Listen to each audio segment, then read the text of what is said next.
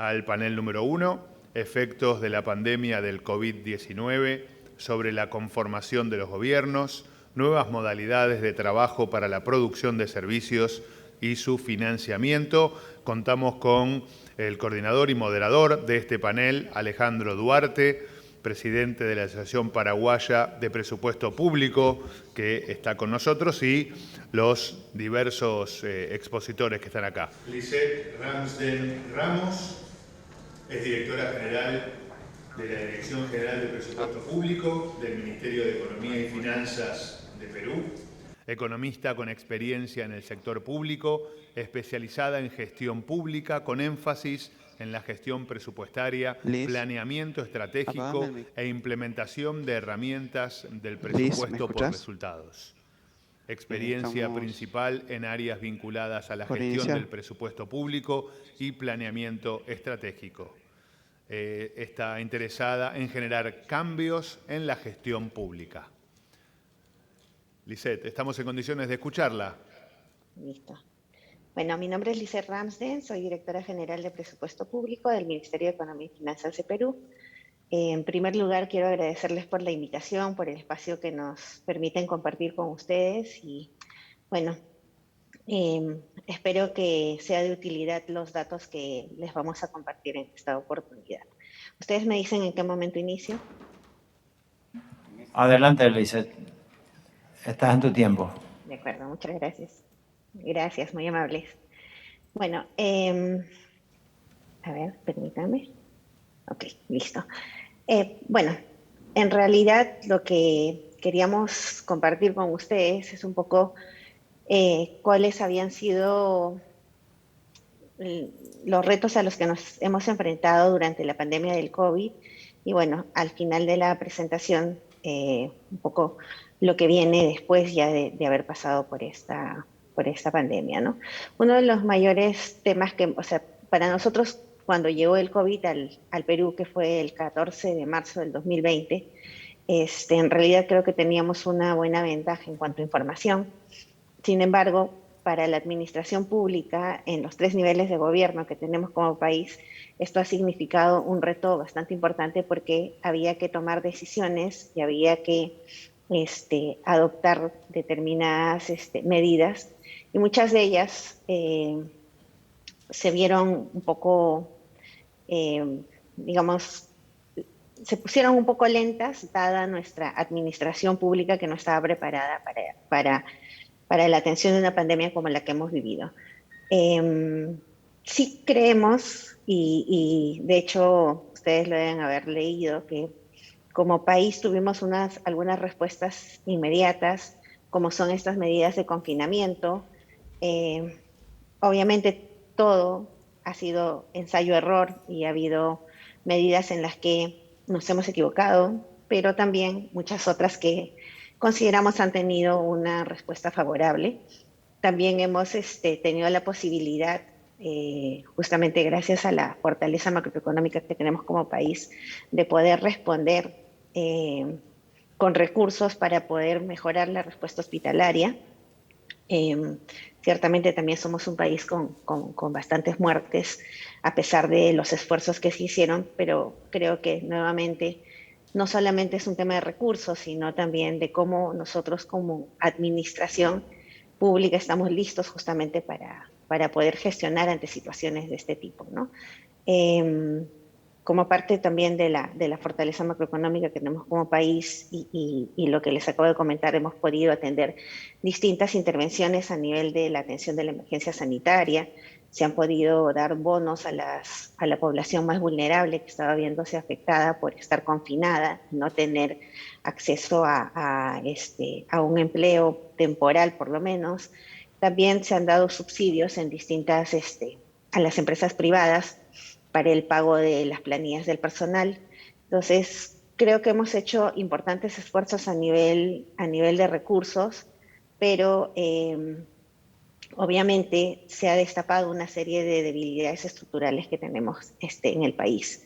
Y parte de eso es que a pesar de haber hecho un esfuerzo económico por tener recursos para todas estas medidas que les he mencionado, En buena cuenta también, muchas de ellas se han visto retrasadas. Teníamos recursos para la implementación de camas UCI, teníamos recursos para la compra de oxígeno, la misma compra de vacunas, que ha sido algo que nos ha tomado un tiempo.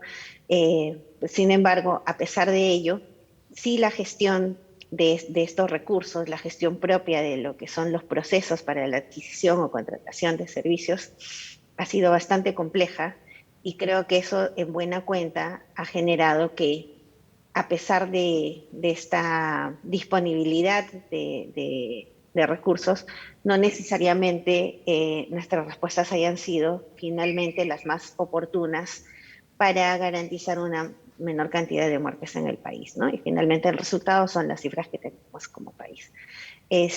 Adicionalmente, una de las cosas y que además creemos que es el principal reto que luego vamos a comentar, es el tema de que se ha incrementado muchísimo más la informalidad. Perú tiene bastante informalidad y desempleo, y esto con la pandemia se ha incrementado mucho más. Tenemos sobre todo incluso mayores brechas, este incremento de la informalidad se ha presentado más en la parte de mujeres, y eso es algo que nos preocupa y sobre lo cual con las entidades competentes como MEF siempre venimos coordinando para ver en qué medida esto puede tener ya alguna intervención que sea un poco más agresiva e ir mejorando estas cifras. Y otro detalle que se ha generado también es el tema de brechas en salud, porque si bien hemos hecho el esfuerzo de potenciar la atención de la respuesta ante la emergencia sanitaria, eso también ha implicado que vayamos desatendiendo los otros niveles de atención de la salud, y prueba de ello es que en temas como, por ejemplo, la atención del cáncer, este es un grupo que ha sido desatendido y donde se ha acrecentado muchísimo la necesidad, y es algo que estamos retomando con un poco de fuerza. Y también todo el primer nivel de atención, que obviamente de por sí nuestro sistema de salud no es el mejor sistema de salud, tenemos muchísimas brechas, pero con la pandemia los otros niveles de atención se han acrecentado mucho más. Y en educación es básicamente el tema de la virtualidad, que no necesariamente ha permitido que en todos los casos la educación llegue como corresponde. Y también en tema de aprendizajes, esto también se ha generado un retraso porque tenemos una diversidad geográfica que no permite que en todos los lugares pueda llegar necesariamente la educación virtual, ¿no? Entonces, eso también es algo que nos ha generado algunos inconvenientes, y que estamos en el proceso también de retomarlo. Como les había comentado, nosotros como país hemos hecho una inversión importante en cuanto a lo que es el gasto en COVID desde que inició en marzo del 2020 hasta este año, incluso que todavía en el país nos mantenemos en una emergencia sanitaria. Y como ustedes pueden visualizar, se han asignado recursos en el 2020 por más de 23.000 millones, en el 2021 por más de 24.000, y sí, ya en el 2022 esto es bastante menos, porque también las cifras COVID han ido disminuyendo. Se ha tenido un relativo nivel de ejecución bastante cercano a la asignación que se destinó para estos fines en los 3 niveles de gobierno, pero más o menos son unos 45.000 millones los que se han tenido que destinar en estos 3 años justamente para atender la pandemia, ¿no? Aquí les voy a presentar solamente 2 casos muy puntuales, uno del sector salud, que ha sido, digamos, el principal foco en el que nos hemos enfocado en cuanto a la asignación de recursos. Como ustedes pueden mirar ahí, los 4 grandes rubros en los que se han destinado estos recursos es recursos humanos. Acá en el país se ha contratado bastante personal, que los denominamos CAS-COVID, es una modalidad de contratación que tuvimos para responder ante la emergencia, y esto nos ha significado una importante cantidad de recursos. En gasto de capital, todo lo que tenía que ver con adquisición con plantas de oxígeno, también con camas UCI, que es digamos, de alguna manera, en función de las necesidades que presentaba el sector salud, es donde hemos enfocado también la parte de los recursos.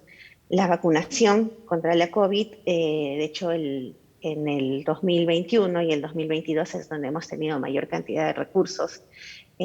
Creemos que como país tenemos una buena cantidad también ya de vacunas que fueron contratadas o contratos que se hicieron en el año 2020 y se ha avanzado bastante bien ya en lo que es la vacunación general a la población y se sigue avanzando con otros grupos etarios también, ¿no? Y lo que corresponde a la operatividad en el sector salud, también como parte de las estrategias para la respuesta sanitaria, se han contado con algunos centros que se denominan centros de atención y aislamiento temporal, que son básicamente la implementación de algunos espacios temporales en los que, dado que digamos, los centros de salud estaban desbordados, se instalaban otros centros donde también se recibía a las personas que presentaban casos COVID e incluso en estos mismos centros se instalaban camas UCI. Adquisición de medicamentos, que ha sido también algo muy importante, y algunos temas vinculados a la propia operatividad del sector, ¿no? Todo esto nos ha significado en los 3 años que se han señalado una ejecución hasta la fecha, en el año 22, de más de 14.000 millones. Así también hay otros sectores que han sido, digamos, los principales en los que también se ha hecho inversiones para poder combatir justamente los efectos del COVID en educación, que es básicamente temas de becas estudiantiles, porque habían familias que ya no podían costear el estudio de sus hijos y había que tener una respuesta para no acrecentar más las brechas en educación. Hubo una fuerte inversión en cuanto a temas vinculados con virtualidad. Se compraron tablets para los niños. Ahí, como les comentaba hace un rato, no necesariamente ha llegado a todos porque nosotros tenemos una geografía tan diversa y no siempre eso nos permite que las iniciativas que finalmente se decidan puedan llegarles a todos en las mismas condiciones, ¿no? Pero digamos que se ha hecho un esfuerzo importante desde el sector educación para poder garantizar en la mayoría de espacios tener este acceso y de alguna manera apoyar con estos equipos. También se ha invertido en cuanto a conectividad, incluso en zonas alejadas se hacía un pago a los docentes para que pudieran conectarse a través de sus equipos y continuar con las clases. Y ya entre mitades del 2021 e inicios del 2022 se ha iniciado todas las intervenciones vinculadas al retorno seguro a clases, básicamente adquisición de mascarillas y algunas adecuaciones en las instituciones educativas que permitan que los niños puedan tener esos espacios justamente para el lavado correcto de manos, que es algo muy importante y que lo hemos aprendido en esta pandemia, ¿no? Por otro lado, en el sector trabajo también hemos tenido importantes recursos. En el 2020 principalmente, que es el pico de este sector, es básicamente porque, como les mencioné hace rato, se dieron subsidios vinculados al empleo, subsidios a empresas privadas para que pudieran tener lo que se denomina una suspensión perfecta, empresas que ya no podían seguir pagando la planilla de su personal, pero que para que no haya un despido de las personas y se pudieran mantener con el contrato y los beneficios del contrato, lo que hacía el Estado es darle unos subsidios que permitan que las personas mantengan sus contratos, pero que ya el recurso que se les pagaba no saliera del empleador, sino saliera del Estado, ¿no? Entonces, eso nos ha significado importantes recursos ahí asignados y también se ha estado promoviendo la contratación de personas y sobre esa contratación se ha dado algunos beneficios también a las empresas, lo que, si bien se no ha permitido mover en la magnitud que hubiéramos esperado, pero creo que ha sido un importante, creo que ha sido un importante avance. Ahora, en cuanto al sector desarrollo e inclusión social, ahí los principales picos son básicamente por el tema de los bonos que hemos brindado. En el 2020 se brindó un bono que se denominó Yo me quedo en casa, y en el 2021 un bono similar que se denominó Yanapay. Básicamente la diferencia es que en el 2020 se hacía un bono por persona, y sí nos encontramos con dificultades para la entrega oportuna. Fue bastante complicado el uso también de los servicios financieros, porque no somos un país que tiene un alto nivel de uso del sistema financiero. Eso nos generó mucha dificultad porque era la única manera en la que podíamos acercarnos hacia la población y poder brindarles el bono que les correspondía. Generó mucha expectativa en un primer momento y obviamente mucha desazón al no tenerse oportunamente la entrega de este bono. Hacia el 2021, con algunas lecciones aprendidas, se clasificó de otra manera esta intervención, y se tomó ya como unidad de medida a la familia y no a las personas, y sobre la base de eso se fue determinando cuáles eran los montos que tenían que dar. Igual, siempre tenemos todavía el gran reto de tener una mayor inclusión financiera, y eso es algo que, independientemente de la pandemia, es algo en lo que debemos reforzar también las intervenciones que tenemos, porque a pesar de esas lecciones aprendidas, también en este segundo bono hemos tenido varias dificultades, ¿no? Y todo esto nos ha significado más o menos 24.000 millones también en estos principales sectores. ¿Cuáles son los retos que nosotros hemos identificado después de esto, ahora que estamos con cifras ya bastante menores? No se reportan muertes en el país, por lo menos no en un número significativo. También ya se han flexibilizado varios temas como el uso de las mascarillas, el tema del control de la vacunación. Entonces, digamos que ya estamos en un paso más bien a qué hacemos después de esta pandemia. Y aquí uno de los puntos que a nosotros nos resulta importante, sobre todo para mantener el dinamismo en nuestra economía, es justamente el dinamizar la ejecución de inversiones. Estas inversiones han tenido algunos retrasos, sobre todo en los años 20 y 21, que es cuando nos hemos visto de alguna manera con estos temas del confinamiento, imposibilitados de mantener un ritmo adecuado de las inversiones, y nos está costando retomarlas, pero estamos apostando como país. Ahora que nosotros ya hemos presentado el presupuesto como ejecutivo al Poder Legislativo en el mes de agosto, el presupuesto del año 2023 tiene un importante componente de ejecución de inversiones, principalmente en gobiernos subnacionales. Tenemos más de 6.000 millones asignados en estas inversiones, lo que consideramos que va a permitir que empiece a moverse un poco más las cifras. Obviamente tiene que haber un acompañamiento, porque nosotros estamos también en un proceso de elecciones de nuevas autoridades a nivel subnacional, y eso implica un cambio de autoridades y también muchas veces de equipos técnicos, y es un reto para nosotros el tener que acompañarlos y hacer que estos recursos que se han asignado puedan ejecutarse prontamente de manera además oportuna, ¿no?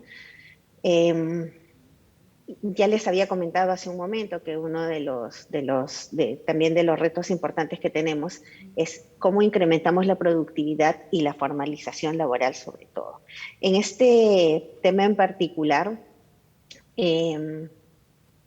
a través del sector que es el responsable de estas estrategias, que es el Ministerio de Trabajo, se están dando algunos acercamientos para ver de qué manera se puede generar algunos programas que tengan que ver con incentivos hacia las empresas privadas, para que se pueda contratar una mayor cantidad de personas a través de también algunas subvenciones que se puedan dar a las planillas de estas empresas privadas y generar por lo menos que personas que hoy se encuentran desempleadas puedan ir teniendo la oportunidad de estar ingresando nuevamente a la formalización.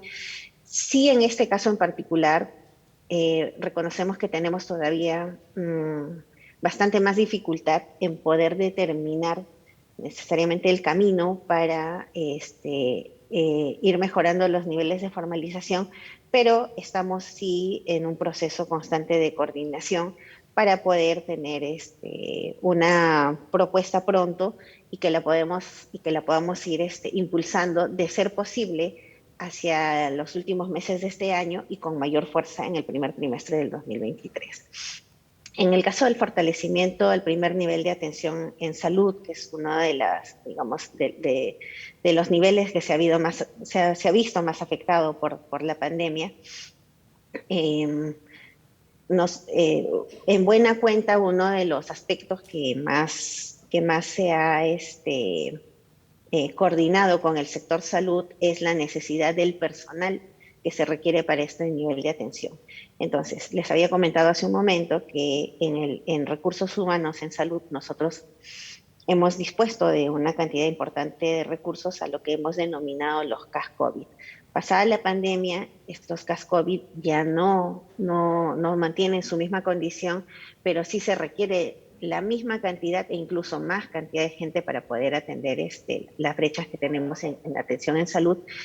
Entonces, como país hemos dispuesto más de 2.159 millones para poder contratar una cantidad de personal que pueda más bien fortalecer estos niveles de atención que durante la pandemia se han visto desatendidos. Entonces, también el presupuesto del 2023 recoge esto como un importante mensaje de atención a lo que son los primeros niveles de atención de salud.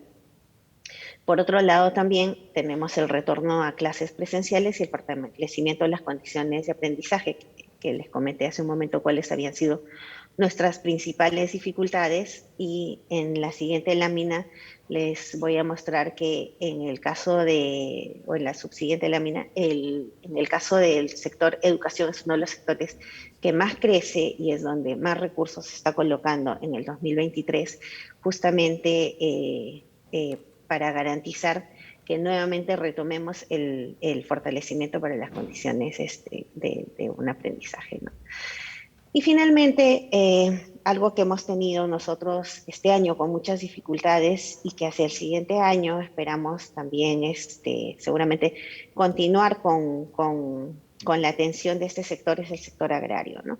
Ahí necesitamos bastante el impulso en la productividad y sobre todo la sostenibilidad agraria.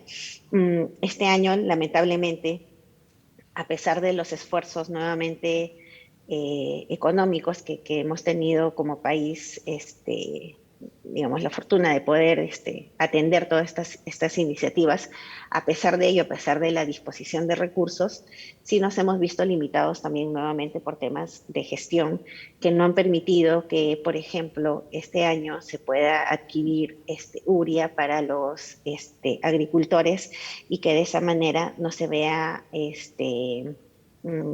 afectada la campaña agrícola, lo que finalmente va a terminar generando incremento de precios de los alimentos y obviamente saliendo recién de este proceso de pandemia y iniciando, si se quiere, un proceso de reactivación, el incremento de precios es algo que realmente nos está generando muchísima preocupación. Risette. Entonces, eso también es algo que estamos nosotros en el proceso de ir mejorando. Se están viendo iniciativas distintas con el sector correspondiente, que en este caso es el Ministerio de Agricultura, y en la medida de lo posible esto se va a seguir sosteniendo en los siguientes meses, incluso durante el primer semestre del 2023, porque se necesita dar mucho impulso a esto. Necesitamos garantizar que no se disparen los precios de los alimentos, porque nos va a generar muchísimo más problemas. Lisette, se de los que ya está acabando el pasar. tiempo. Sí. Si quieres ir redondeando. ¿Cómo? Se está terminando el tiempo. Sí, claro que sí. Perfecto. Termino aquí entonces. Gracias. Solamente esto, señalarles que nuestro presupuesto del 2023 está creciendo un 9% respecto al año 2022, lo que les había mencionado. El sector de educación es uno de los que crece principalmente, seguido del sector salud y transportes. Y finalmente el tema de las modalidades de trabajo, que también era parte del tema. Nosotros en el 2020 empezamos con un trabajo remoto que fue básicamente por temas de confinamiento. Se han ido haciendo distintas normas que te llevan hacia al trabajo presencial nuevamente.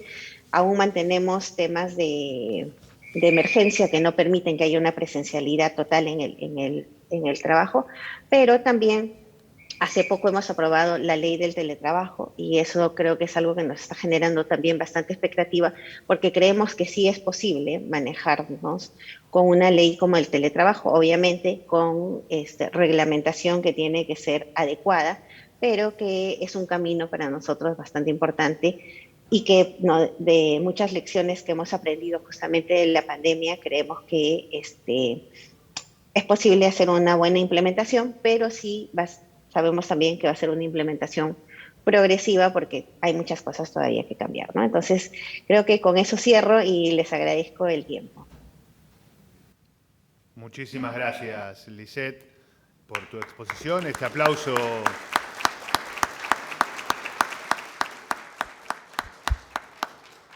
Y nosotros de este panel las preguntas al final lo vamos a hacer. Ahora presentamos a Ana Miguelina Terrero, encargada del Departamento de Evaluación del Gobierno de la República Dominicana, profesional con especialización en posgrado en evaluación de programas y proyectos, formación en ingeniería industrial, 7 años de experiencia en el sector público en el seguimiento al desempeño presupuestario y mediciones internacionales, así como en la implementación de rutas de acción que permitan la mejora continua. Ya está Ana Miguelina con nosotros. Buenas tardes. Gracias por la presentación, por la invitación de la Asociación Internacional de Presupuesto. En nombre de la Dirección de Presupuesto de la República Dominicana, para nosotros es un placer participar en este evento. Además que me han puesto en una mesa de puros ministros y directores. Espero que eso sea un mensaje divino. Pues nada, comenzamos hablando, al igual que nuestra compañera de Perú, sobre los efectos del COVID en la conformación de los gobiernos y nuevas modalidades de trabajo. ¿Cuál ha sido la experiencia de la República Dominicana?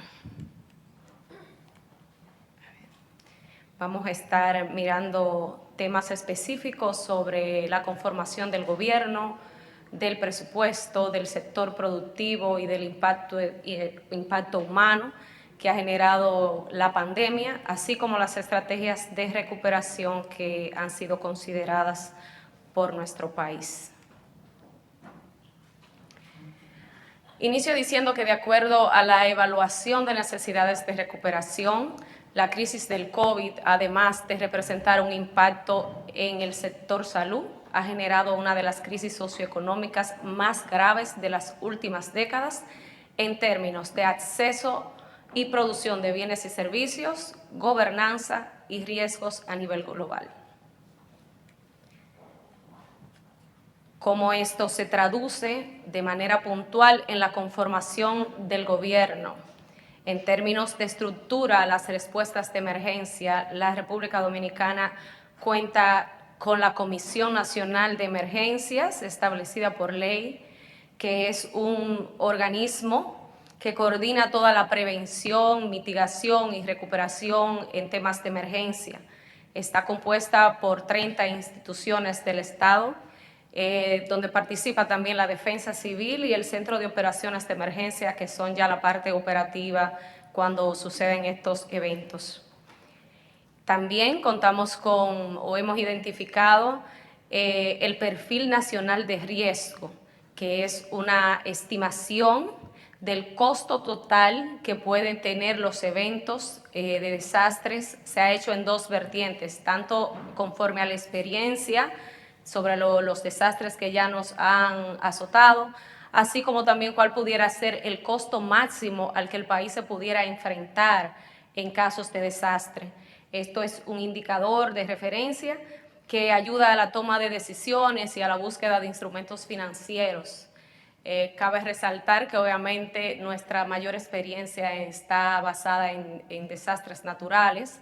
Por ser un territorio insular, siempre estamos propensos a los huracanes y a sismos. Pero sí hay que decir entonces que para la pandemia no estábamos preparados, creo que nadie.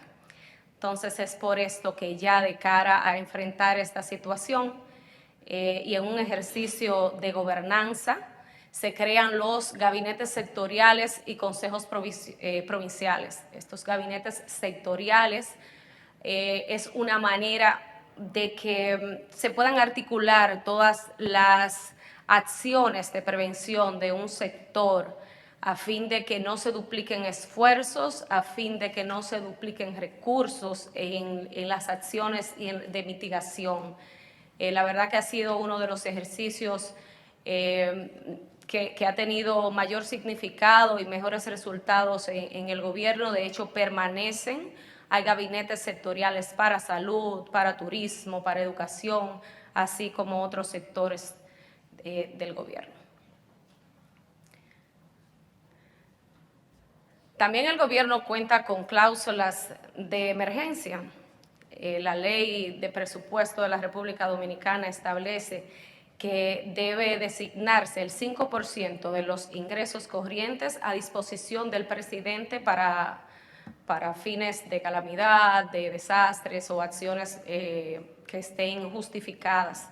Asimismo, el 1% de los ingresos está destinado puntualmente a situaciones de calamidad pública y es incluido en el presupuesto anual.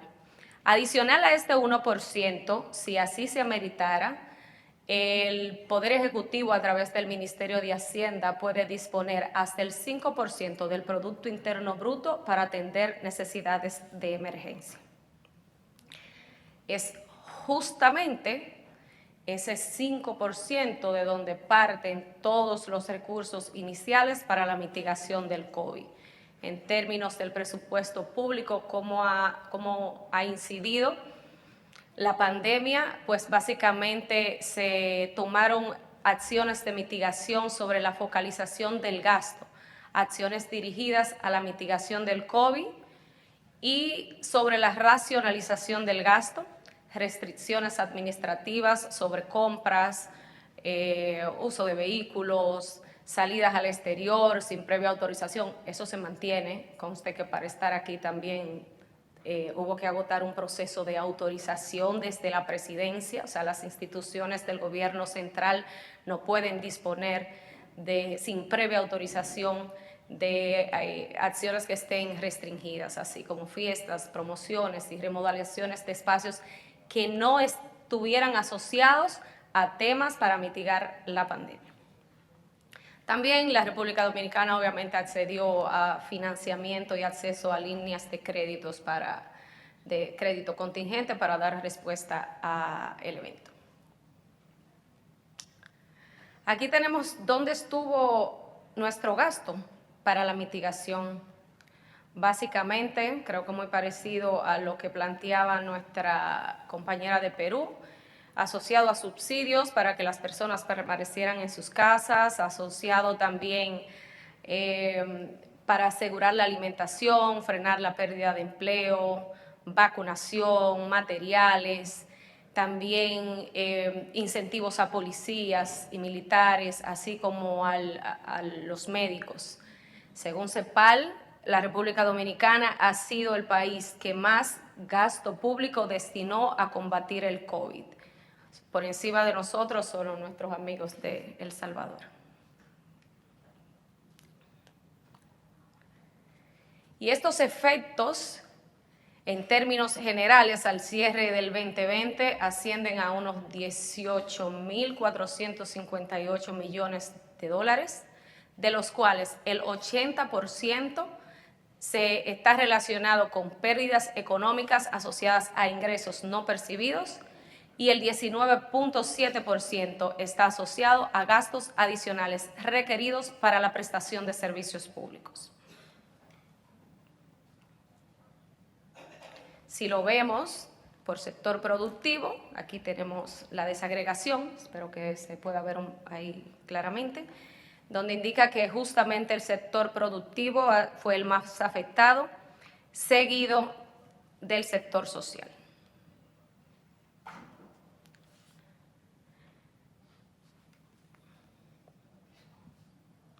Y aquí planteamos unos puntos, unos datos focalizados. Para el turismo, 62.7% en la caída de visitantes internacionales.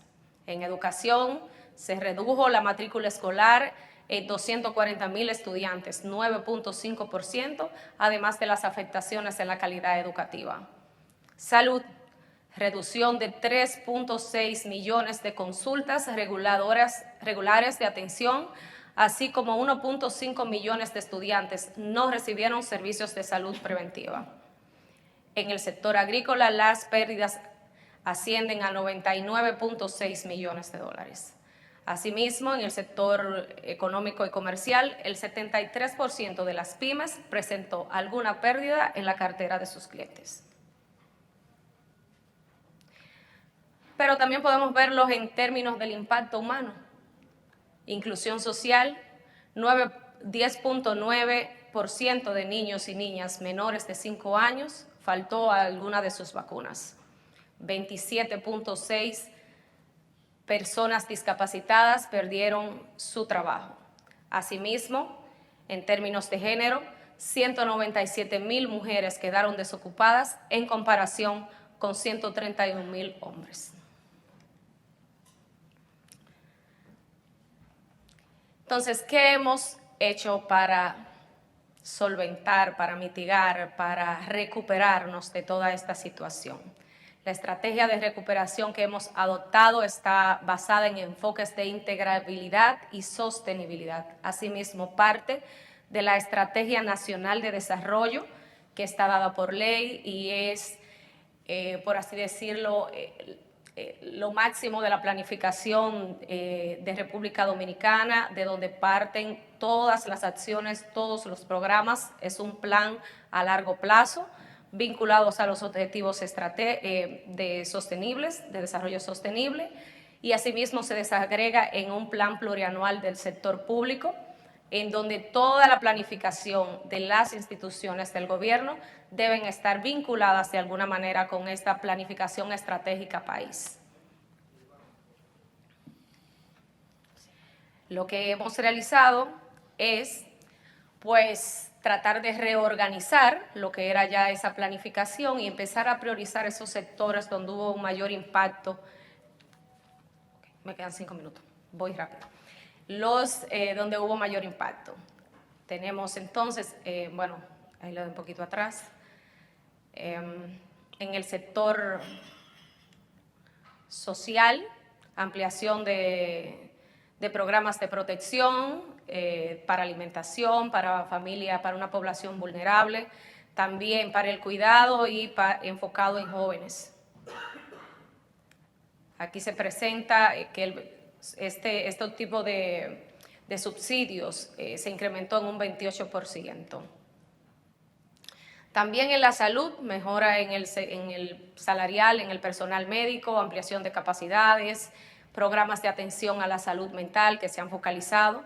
Asimismo, en el sector educativo, la reapertura gradual y segura, el enfoque en la educación digital y la dotación de dispositivos tecnológicos. Recuperación económica, y aquí sí hago también un espacio, porque no solamente están considerados los efectos de la pandemia, sino que también se agregan los efectos de la situación bélica entre Ucrania y Rusia. Básicamente, donde mayor afectación hemos tenido es en el subsidio de los combustibles, así también como se han focalizado subsidios a las importaciones del sector agrícola.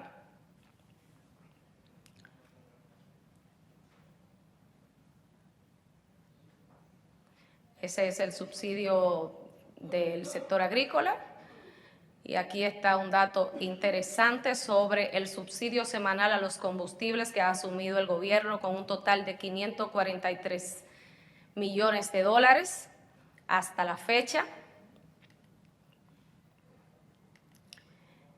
Esto ha evitado que la inflación nuestra esté en un 15.97%. Gracias a los subsidios, pues permanece, o sea, el subsidio ha evitado que en un 10.27% el incremento de la inflación acumulada.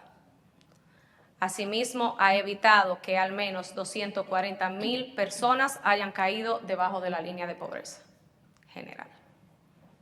Sector turismo, y estos son datos del Ministerio de Turismo. El crecimiento, la llegada acumulada de pasajeros extranjeros ha ascendido a 4 millones, lo que significa un 93.6% en la tasa de crecimiento del sector, además de la ocupación hotelera para el mismo periodo del año pasado. Aprovecho para invitarlos a la República Dominicana y que ustedes sean parte de estos números. Y esto ha sido gracias a la alianza público-privada, gestión de riesgo sanitario y el apoyo económico a pequeños proveedores y operadores hoteleros. Vamos avanzando aquí, que nuestro amigo nos está marcando el tiempo. También tenemos otra estrategia en el sector digital. La población usuaria de Internet asciende a un 74.8%. Sin embargo, todavía tenemos muchos desafíos en términos de normativa, de conectividad y también de que los servicios públicos justamente vayan pasando a esa era digital que es tan importante para todos. Esto también está enmarcado en el Plan de Acción de Ginebra, de la Cumbre Mundial y de la Agenda Digital de América Latina. No quiero despedirme de este escenario sin decir, y ya esto es a título muy personal, y es que entiendo que la pandemia ha evidenciado que las políticas públicas deben poner el oído en la gente y que ojalá cada cifra que se establece en los presupuestos podamos verlos no en signos de números, sino en las caras de los ciudadanos que esperan respuestas y que cada día se avance hacia la mejora de la calidad de vida de los mismos. Muchas gracias. Gracias. Ahora los invito a escuchar a Laura Michelle Arce, subdirectora general, director general del presupuesto del Ministerio de Hacienda de El Salvador.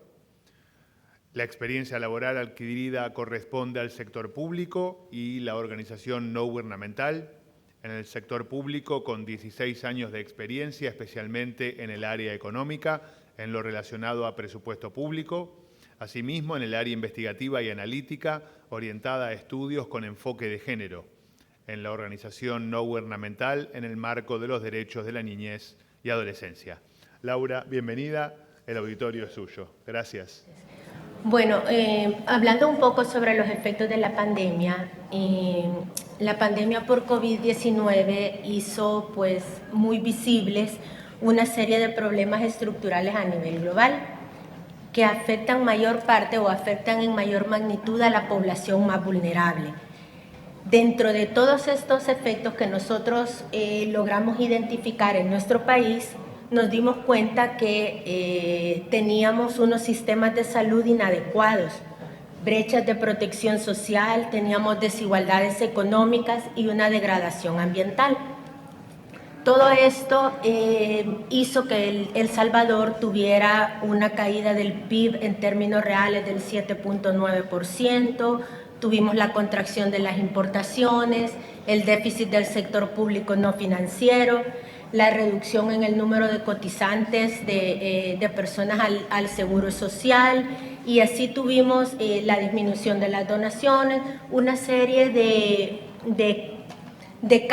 cosas que nos afectaron considerablemente en el manejo de la pandemia. No obstante, pues la magnitud de estos impactos y el cómo mitigarlos constituyó desde el año 2020 un desafío para todo el gobierno, para todos los gobiernos y en general para nuestro país.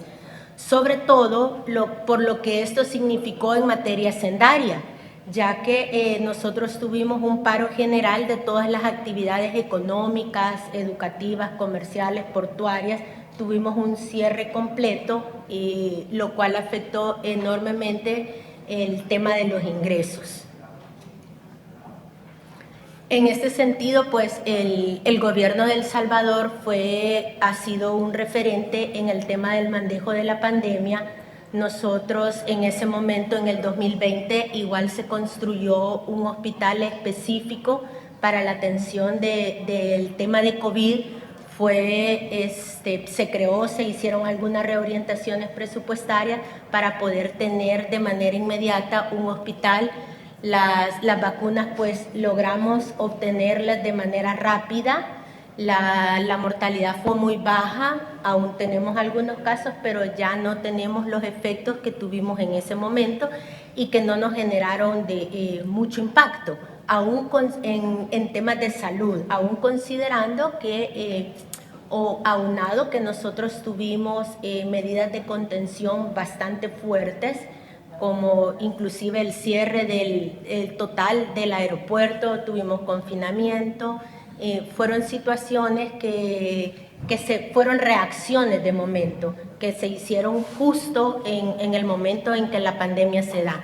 En marzo del 2020 se decretó estado de emergencia en todo el territorio, que como les decía nos llevó a los cierres completos. En ese sentido, pues cada uno de los gobiernos a nivel global trataron, a nivel global, a nivel del sector público, a nivel de las municipalidades, tratamos entonces de responder de la manera más adecuada considerando las necesidades de la población en cada uno de los sectores.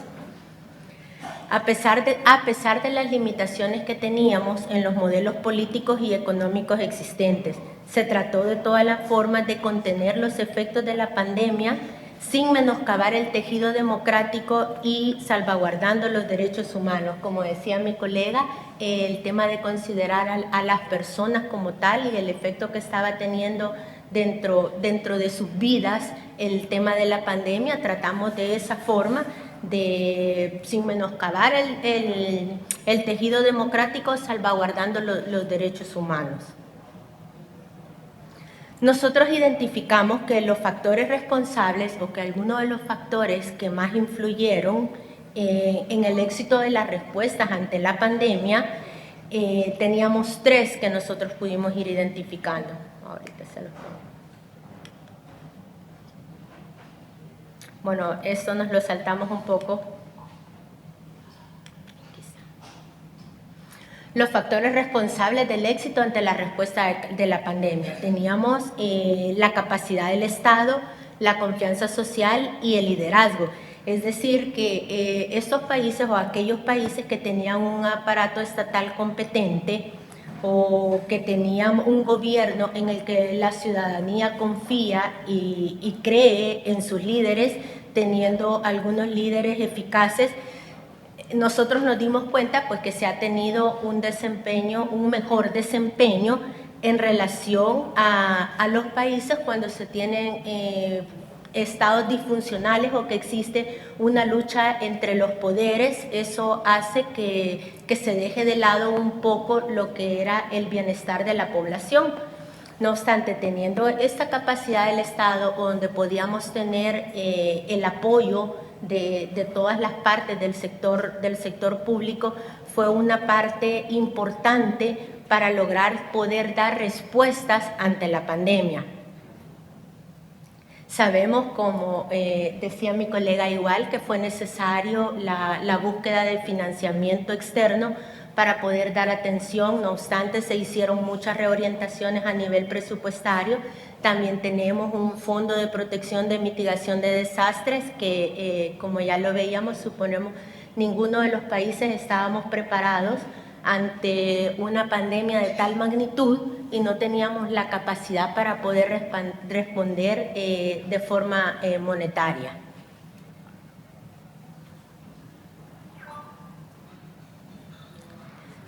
Es importante mencionar que la gobernabilidad es una apuesta de todos los gobiernos.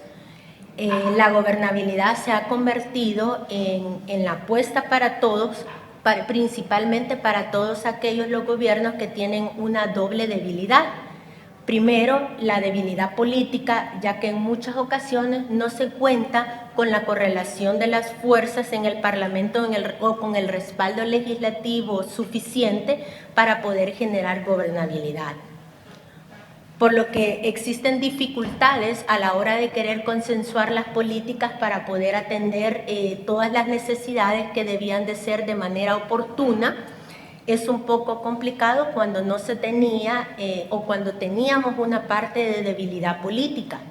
La otra que podía afectar la gobernabilidad, era la debilidad social. Esto ya que previo a la pandemia en algunos países o en algunos lugares se podía ver que ya existía una presión social o una creciente desafección ciudadana que venía incrementando los deseos de movilización y protestas. Entonces, estos han sido los factores que nosotros hemos identificado que afectaban la gobernabilidad ante poder dar atención a la respuesta. No obstante, pues en El Salvador nosotros hicimos algún análisis y a partir de mayo del 2021 nosotros tuvimos una nueva legislación del 2021 al 2024. Nuestro Parlamento está conformado por 84 diputados, de los cuales a partir de mayo de 2021, 56 de estos forman parte del partido del oficialismo, lo que generó un poco una mayor gobernabilidad y tuvimos una reducción de la polarización de la que encontrábamos en el país. Asimismo, como les mencionaba, la importancia que es de poder de poder confiar en los gobiernos y en los líderes. En nuestro caso, pues todas las encuestas decían del apoyo que teníamos en nuestro caso sobre la presidencia, sobre el presidente. Eso hizo que nosotros pudiéramos tener un poco una mayor respuesta o una gobernabilidad que nos ayudó en ese momento para poder dar la atención.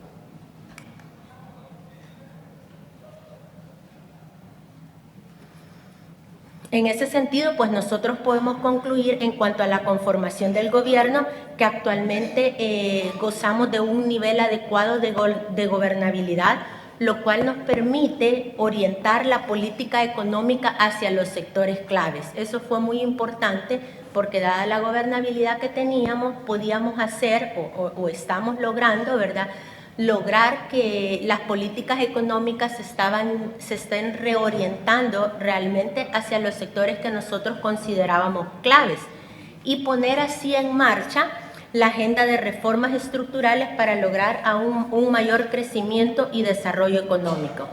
No obstante, nos falta mucho por hacer, pero la apuesta es a lograr un crecimiento sólido y sostenido y logrando así reducir los desequilibrios sociales y ambientales.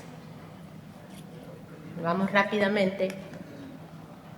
Las nuevas modalidades de trabajo para la producción de los servicios y su financiamiento. La pandemia, como ya dije, visibilizó la necesidad urgente en ese momento de la aplicación de las tecnologías de la información y comunicación, a fin de que pudiéramos eliminar algunos procesos, algunas burocracias públicas, acercando los servicios a toda la ciudadanía. Nosotros lo hicimos a través de la digitalización de los procesos administrativos. Innovamos con metodologías de gestión pública como los nuevos formatos de trabajo, los formatos remotos que fueron de más colaboración y transversales. En ese sentido, en marzo del 2020, siempre iniciando la pandemia, la Asamblea Legislativa aprobó la Ley de Regulación de Teletrabajo, cuyo objetivo principal era promover, armonizar, regular e implementar el teletrabajo como un instrumento de generación de empleo y modernización de las instituciones públicas, privadas, autónomas y municipalidades a través de la utilización de las TIC. Esta ley pues representa una herramienta para aprovechar las TIC en la prestación de los servicios a nivel general, el aumento y medición de la efectividad, de la productividad, mayor eficiencia y transparencia en el uso de los fondos públicos. Por otra parte, y ya para terminar, la Secretaría de Innovación de la Presidencia, en el marco de la Agenda Digital Nacional, que comprende un conjunto de acciones que buscan integrar a todos los actores que están involucrados en el desarrollo del país. Buscábamos, esta secretaría buscaba integrarlos todos a través de las TIC, y por eso se creó la ventanilla única del gobierno de El Salvador. Esa es a través de la página Simple SV, y en esa plataforma se pueden realizar diversos trámites en línea. Están como consolidados de varios actores que, como les decía, eran importantes para el desarrollo económico del país.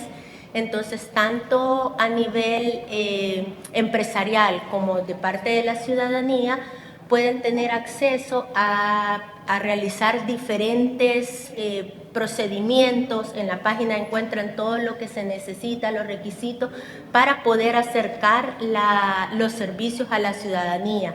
Ahí podemos, todos los ciudadanos a nivel empresarial o de ciudadanía, pueden encontrar o pueden obtener sus antecedentes policiales, penales, certificaciones de documentos únicos de identidad y así otra serie de servicios que pueden encontrar a través de esta página. La idea era que pudiéramos utilizar las TICs para optimizar los recursos y así que la ciudadanía podía tener acceso a todos estos servicios.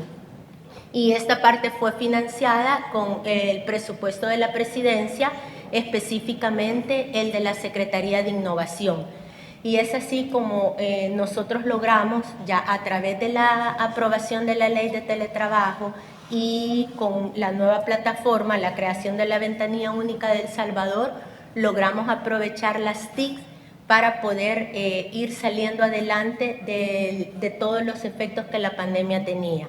Adicionalmente, pues en el área de educación también se le dio a todos los niños y niñas, o estamos en ese proceso, en gran mayoría también, su computadora para que pudiesen tener. Se creó programas también, en el momento ya habíamos estado trabajando en ello, se crearon también programas para que la niñez pudiera recibir y pudiera tener acceso siempre a las computadoras y con las conectividades necesarias, porque no nos servía solo darle la computadora si teníamos una gran cantidad de la población sin acceso a Internet. Así que también se les dio la conectividad. Y con eso pues concluyo porque ya me terminaron. Bueno, muchas gracias.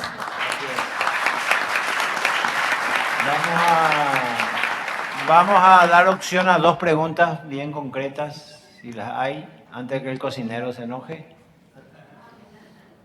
Que me llamó la atención el incremento que hubo de 2020 al 21 en la partida que tiene que ver con los servicios personales, o sea, con los salarios que el presupuesto asignó. O sea, no sé si a lo mejor tuvo que ver propiamente con el tema de la pandemia, o con algún tema político por las elecciones, porque el porcentaje de muerte entre 2020 y 2021 en Perú no fue tan significativo y prácticamente aumentaron el doble el tema de la nómina. O sea, no sé si me equivoco porque el número ahora no lo...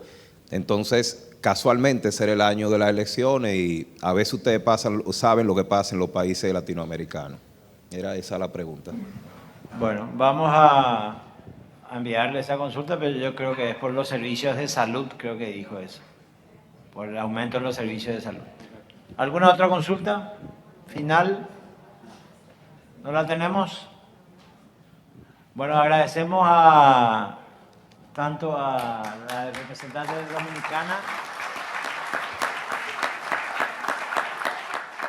Por una cuestión de estrategia de tiempo, José Luis va a dar su exposición a la vuelta del almuerzo.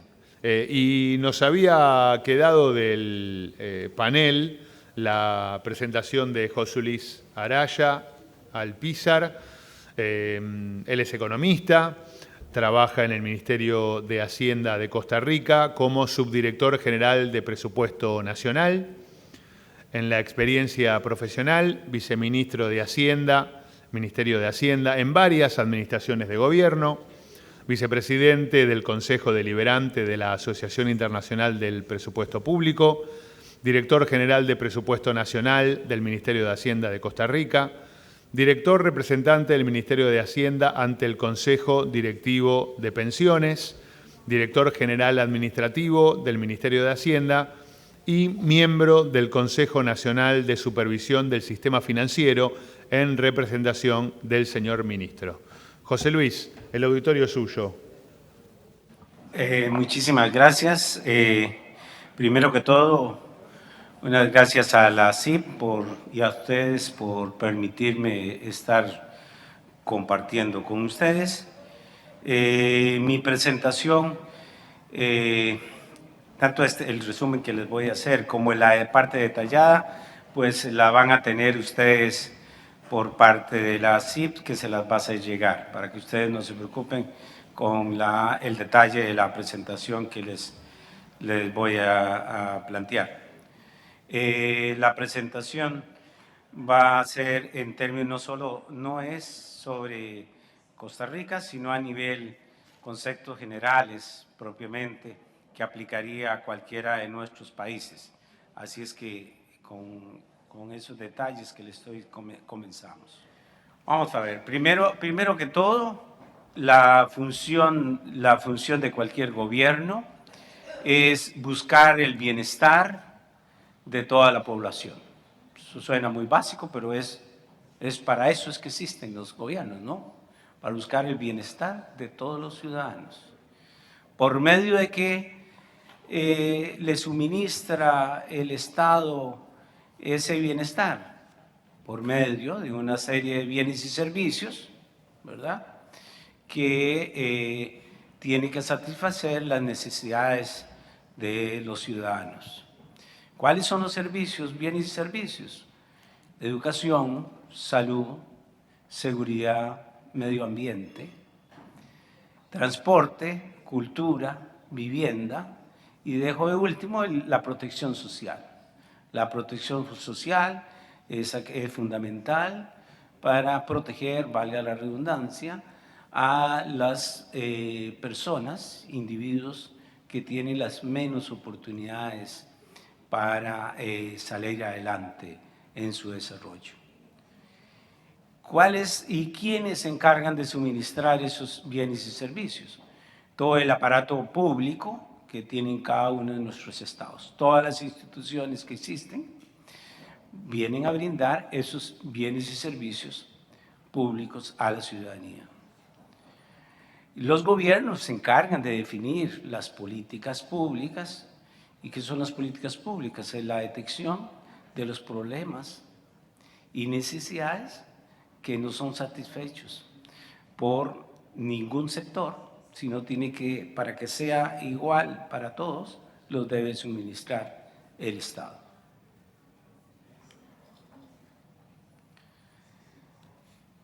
¿Cómo logramos la implementación y llegar los bienes y servicios a los ciudadanos? Por el medio de la planificación nacional. El Estado, de acuerdo a las necesidades y las brechas que se detectan en cada uno de nuestros países, hace su planificación y hace su estrategia de implementación de esa planificación. ¿Y cuál es el otro instrumento que utiliza? El presupuesto público. ¿Y el presupuesto público qué contiene? Lo que todos sabemos, pero hay veces lo pasamos por alto. Tiene en su conformación ingresos, gastos y financiamiento. Y es fundamental para tener un adecuado gasto público y poder brindar los servicios y los bienes y servicios que requiere la sociedad y las personas, es que la actividad económica dé los ingresos suficientes para satisfacer esas necesidades. Y es fundamental que se impulse esa actividad económica para poder que el Estado le lleguen los recursos necesarios para satisfacer las necesidades. Entonces, el crecimiento económico es fundamental para que existan los ingresos y que los contribuyentes puedan pagar los mismos y que el Estado pueda suplir los bienes y servicios que requieren los individuos para un adecuado desarrollo. En el año 2020, a inicios del 2020, en Asia existe un virus, el COVID-19, inesperado, que se fue propagando a través de todo el mundo, que provocó que los sistemas de salud se saturaran rápidamente. Esto provocó que todos los estados tomaran medidas en el campo económico y social. En el 20 todos los países hubo no viajes, cero viajes fuera de cada uno de nuestros países. Y esto provocó su impacto económico para muchos de los países que dependen de turismo y actividades, de otro tipo de actividades, no solo turismo. También en cada uno de los países existió restricción de movilidad de las personas y también se cerraron muchas empresas. Se hubo cantidad de despidos, sino totales en algunas empresas, una disminución en el empleo y prácticamente ahí es donde vino el Estado a suplir mucho de las necesidades para sostener la actividad económica y las personas. Como ustedes lo pueden observar acá, de acuerdo con las perspectivas de la economía mundial de abril del 22 del Fondo Monetario Internacional, en el 20, que fue el año más crítico de la pandemia, todas las economías disminuyeron y hubo una contracción económica muy fuerte. La disminución, la más fuerte, fue el decrecimiento de las economías de América Latina y el Caribe, que llegó a un 6,3% de crecimiento. Igual, la economía global decreció 3,3%. Posterior vino ya en el 21, después de que apareciera la vacuna, pues comenzó a recuperarse los niveles. La economía latinoamericana pues creció casi 6% después de ese crecimiento que hubo en el 2020.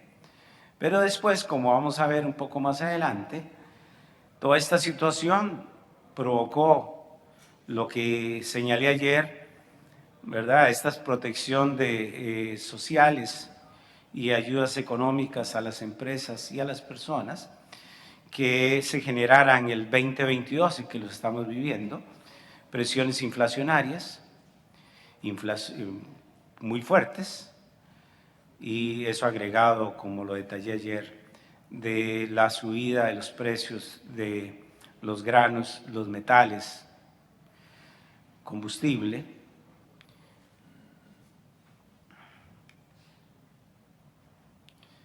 En estas gráficas lo que quiero mostrar es cómo ahí tenemos el 19 y el 20 y el mismo referente a los ingresos y a los gastos.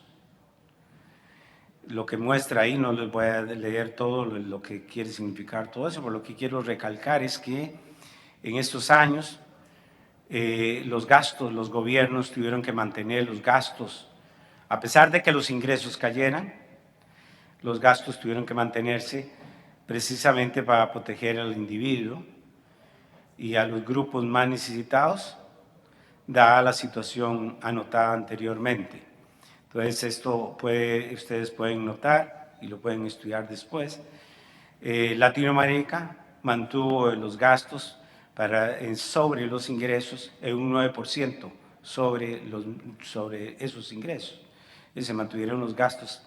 Y lo que muchos se tuvieron que aplicar y fue a través del endeudamiento, que también es el que nos está provocando bastantes problemas a partir del 22 y continuará por varios años. Entonces, como señalaba, los gobiernos tuvieron que mantener su función social, apoyar a los grupos y a las personas que menos se podían defender de esta situación, principalmente a los individuos que no tenían un puesto fijo, si no dependían de las mismas empresas, su nivel de calificación no era la adecuada, pues eran más vulnerables a este tipo de embates como esta pandemia. Se tuvo que mantener, dada la situación de fortalecer el sistema de salud para poder que los fallecidos fueran lo menos posible. En todos los países hicieron ese esfuerzo, fueron las primeras líneas de respuesta. Además, se aumentó la seguridad ciudadana precisamente porque con todas las restricciones que anoté, tenía que existir alguien que las hiciera cumplir. Y eso, ni más ni menos, que tenía que ser la seguridad ciudadana. Para evitar la deserción escolar, se dieron incentivos, bonos en cada uno de los países, sistemas de becas para que los individuos se mantuvieran en el sistema educativo, porque muchos tuvieron que salir a raíz de las pérdidas de su empleo. También a los sectores más vulnerables, a los que perdieron el empleo, se les suministró ayudas económicas para poder comprar los productos básicos que los mantuviera todavía en la satisfacción de las necesidades básicas. Como señalé también, los subsidios escolares fueron fundamentales porque muchos de los estudiantes en muchos de nuestros países dependen precisamente de los subsidios. ¿Sí? Y también no podían, muchos en nuestros países también mantuvieron las escuelas y colegios abiertos, precisamente porque en las escuelas y colegios era que muchos de los individuos podían alimentarse. Los estudiantes prácticamente logran satisfacer sus alimentos en el aula. Entonces muchos de los países tuvieron que mantener las aulas abiertas, pero para que los estudiantes pudieran comer. Dentro de toda esta función social, como les decía, se tuvo que... Bueno, ¿y qué tuvo que hacer los estados? Priorizar las necesidades, readecuar los recursos, ya los recursos que se destinaban a determinada actividad tuvieron que priorizarse para aplicar en las líneas básicos como era la salud y mantener a los más necesitados que se podían defender menos en una situación adecuada mientras se pasaba esta crisis profunda que provocó el COVID. También los organismos internacionales pusieron a disposición de los diferentes países créditos concesionales para poder mantener y poder dar contenido económico a los individuos que lo requerían y que no podían defenderse. ¿Qué lecciones hemos aprendido de todo esto? Después del COVID, pues vino el 2022 básicamente, donde ya convivimos con el virus. Ya lo convivimos con él. Tal vez muchos de los gobiernos, sus estructuras no cambian, pero sí la forma de suministrar los bienes y servicios deben cambiar. Las instituciones públicas tienen que innovar, tienen que cambiar sus procesos para suministrar los bienes y servicios. la presencialidad no es una segunda opción, pero sí la virtualidad y los medios digitales nos han enseñado que muchos de los servicios los podíamos llevarlos a la población de otra forma como los veníamos operando. Entonces eso nos provoca que se tienen que cerrar las brechas digitales. Muchos ciudadanos y en nuestros países, fue algo más dramático de la cuenta y en todos los países se sufrió, de que los menos afortunados, los menos favorecidos, eran los que no tienen las computadoras, no tenían el internet, y entonces provocamos una década o unos años perdidos escolares que nos va a costar bastante recuperar a toda esa población que se quedó rezagada porque no tenía los medios. Entonces, por eso los estados tienen que cambiar para que el mundo digital, a través de él, se puedan suministrar muchos de los servicios, que pueda favorecer a las clases más necesitadas y que esos servicios sean de calidad. Aquí lo hago a propósito, pongo equilibrios entre el crecimiento económico y el gasto. Uno diría ingresos con el gasto, pero lo hago a propósito porque en el siguiente aspecto, los ingresos dependen del crecimiento económico, de cómo se desenvuelva las empresas y los individuos en la sociedad que permitan recaudar los ingresos suficientes para que el Estado pueda brindar los bienes y servicios que requiere la sociedad.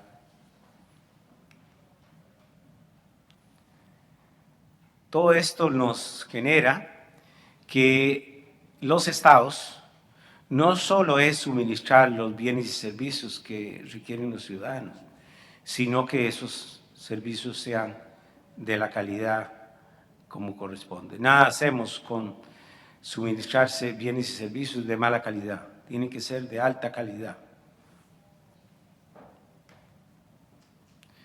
Voy a terminar con una frase de un funcionario del gobierno de los Estados Unidos que creo que calza muy bien con lo que estamos señalando. Él es Jack Doolittle, funcionario del gobierno de los Estados Unidos, y dice, comillas, creo que no hay una vocación más alta con respecto a una carrera que el servicio público, que es una oportunidad para hacer una diferencia en la vida de la gente y mejorar el mundo.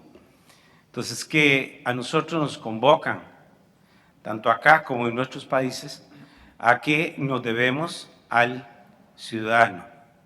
Nosotros tenemos la obligación de suministrar los bienes y servicios a los ciudadanos y ponernos en el papel de que si nosotros no fuéramos funcionarios públicos y estuviéramos al frente de una oficina pública, ¿cómo nos gustaría que nos den los bienes y servicios?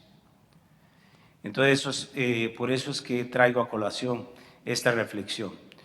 Yo nada más dejo la presentación acá, yo les agradezco la atención y sí les llamo de que es fundamental de que siempre nosotros tengamos presente de que detrás de nuestro servicio hay personas con rostro humano que merece y exige de nosotros, y nosotros debemos de brindárselo, el mejor servicio público que nosotros estamos llamados a dar. Muchísimas gracias y que la pasen muy bien.